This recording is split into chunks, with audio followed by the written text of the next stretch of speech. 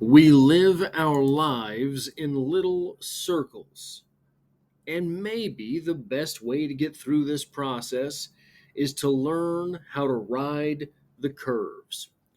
Welcome to Strip Cover Lit, where we squeeze the bigger picture out of literature. I'm Adrian Ford, and we're here for another poetry discussion, which will take place in the Poetry Discussion playlist, of course, but also the Emily Dickinson playlist here on the channel, a playlist comprised completely of poems by the greatest poet ever to ever. Now, the poem in question today, A Light Exists in Spring, from Emily Dickinson, and it reads as such.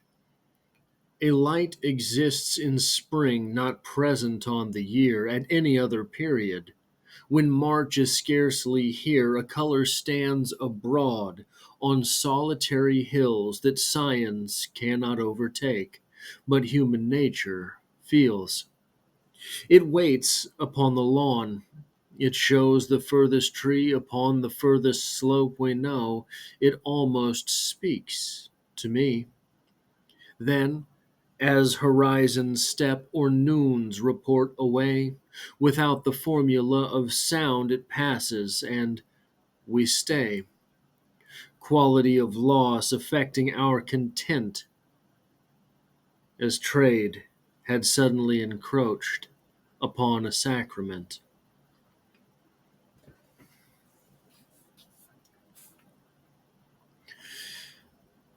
This is Emily Dickinson's opinion. Sure, we could say that this is ultimately a truism. This is ultimately something that is true for everyone, that there is a light exists in spring, not present on the year at any other period.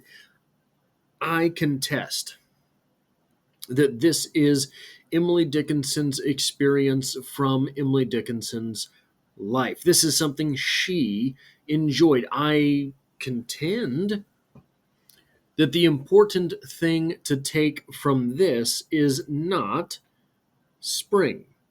I contend that the important thing to take from this is, in fact, something personal.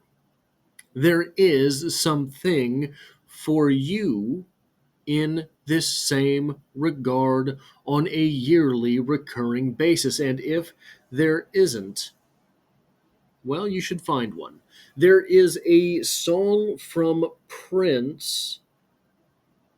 Oh, I wish I had figured out I was going to talk about this beforehand. Chris Cornell did his own version of it as well. And one of the lines in there is he goes to a doctor, and the doctor tells him, "You better have some fun." Um, one of the small funs in life is something like this. So for me, personally, spring doesn't really, it's neither here nor there for me. I love the heat. I love the summer. I, for going on 8 years now, consecutively, but for my entire adult life, man, probably 10 years. 10 years of the years that I have spent since, probably 10 plus years, since I've been 18, I have been the overnight guy. The thing for me in this regard, a light exists in spring, not present on the year at any other period. The thing for me that this is, being the overnight guy, loving heat, there is the first day of the year that I get out to go to work and the sun is still up. That, for me, is the herald of the good time. Leaving for work and the sun is shining. For some other people, surely this will be the first frost of the year. Surely this will be the first snowfall of the year. Maybe it's the first 100-degree day on the calendar. For all of us, I dare to say there is some moment like this that is important to us in the yearly calendar. It is important to us in the yearly calendar, but for what reason? roughly for the same reason that your birthday is important, roughly for the same reason that Christmas is important, roughly for the same reason that New Year's is important, whatever holidays they are that you celebrate. This is a more personal holiday, even than those, even a more personal holiday than your birthday. I really believe it. You didn't do anything to be born on the day that you were born. And if you think about the reasons that you were born, you probably don't want to celebrate that day. You get what I'm saying? The small holiday that we all celebrate with our favorite occurrence of the year is something that reminds us that we're alive.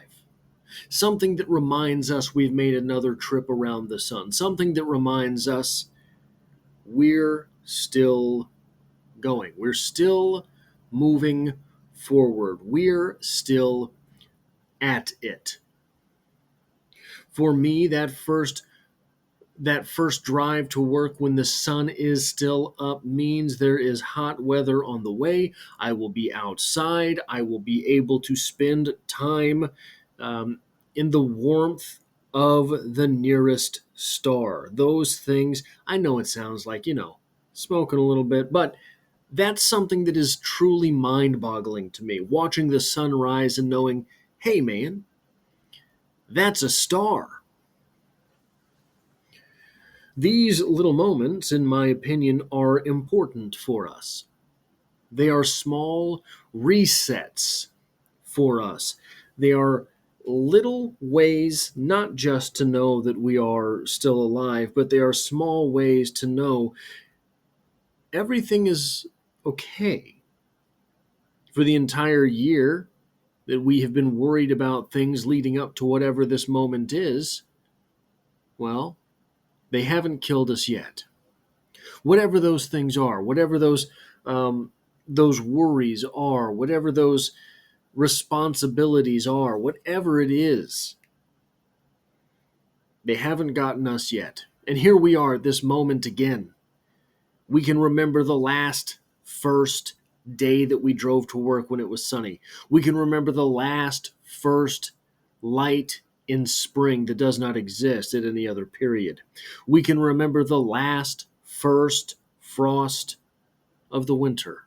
We can remember the last first yellowed leaf in fall. Whatever it is. The last first pumpkin spice latte. Whatever it is. I'll never understand that drink, by the way. It's disgusting. Absolutely disgusting. No excuse for you people.